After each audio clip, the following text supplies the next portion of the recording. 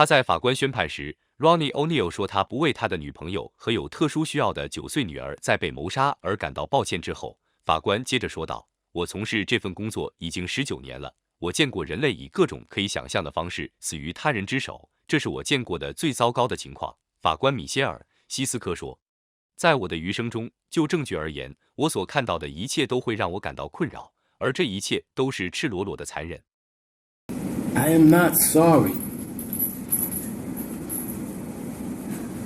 for something I didn't do, and I am not sorry for the things I did do.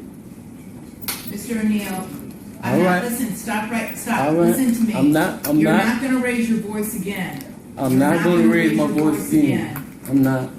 I will have you removed from this courtroom. I can sentence you without you being present. Yes, ma'am. You don't conduct I yourself. understand, Your Honor. Thank you.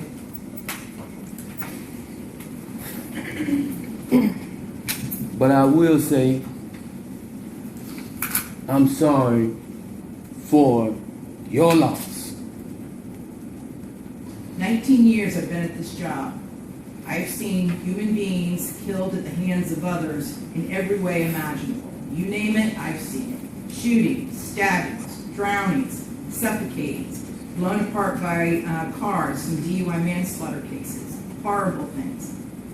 This is the worst case I have ever seen as far as the facts go.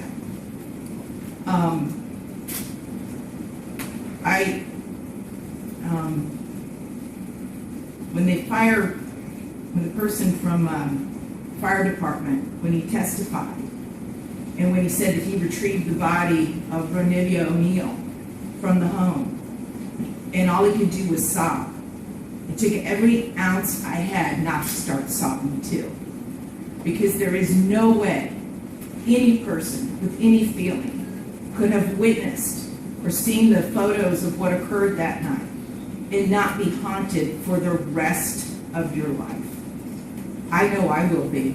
For the rest of my life, I'll be haunted by what I saw as far as the evidence and just the abject cruelty of it all. The abject cruelty. And I was aware, because I reviewed a lot of the discovery ahead of time, as you well know, did a lot of in-camera inspection of a lot of documents.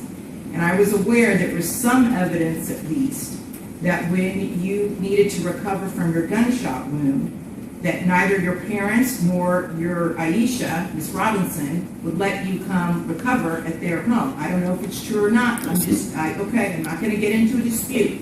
I'm just mentioning there was some evidence referencing that in the records. And all I could think about, because I knew that Miss Barron was not with you romantically at the time. And I knew that she just, out of the goodness of her heart, let you come stay with her. And it is beyond tragic that that critical decision ended in so much horror for her and for her children. It is unspeakably cruel what happened as a result of that one decision. The way that Ms. Barron died was horrific, and that 911 call, which captured truly all of it. You heard, and everyone who's heard that 911 call heard a death scream. If anybody ever wants to know what it sounds like before a human being dies, knowing that their death is imminent, that's exactly what it is. That was a death scream. We're going to see if it's true. But what happened to little Ronivia and to little Ronnie, but I'm going to focus on Ronivia, because she was special. And you could tell Miss Barron had done everything she could to create a beautiful home for her family. I noticed that the Ronivia's bedroom, before you set it on fire, you could tell she tried so hard to make her feel like a princess. Kenyatta did everything she could. And I noticed too in the kitchen, on the refrigerator, she put up magnets that said faith, love, family, hope. And then you know what else happened to that refrigerator during that night? It got splattered with blood all over it due to what happened. Little Ronivia, she couldn't scream, She couldn't run away. And she witnessed what you did to her mother, as far as shooting her mother in the arm with the gunshot. She knew. And the horror that child suffered. And she already had a life where she was born with challenges regarding her physical and her mental disabilities.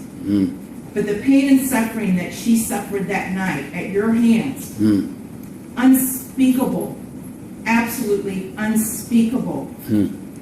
And at the moment, that first time you struck her with that hatchet, and little Ronnie testified that all he could see was tears coming out of his sister's face. At that moment, that child knew she was being betrayed in the cruelest, most tragic and sorrowful way that a child could ever be betrayed. She was being betrayed by her parent, the one person that should be there to protect their children and love them and keep them from harm. And that was the last thing that child felt before she passed on from this earth, was your utter, cruel betrayal to her.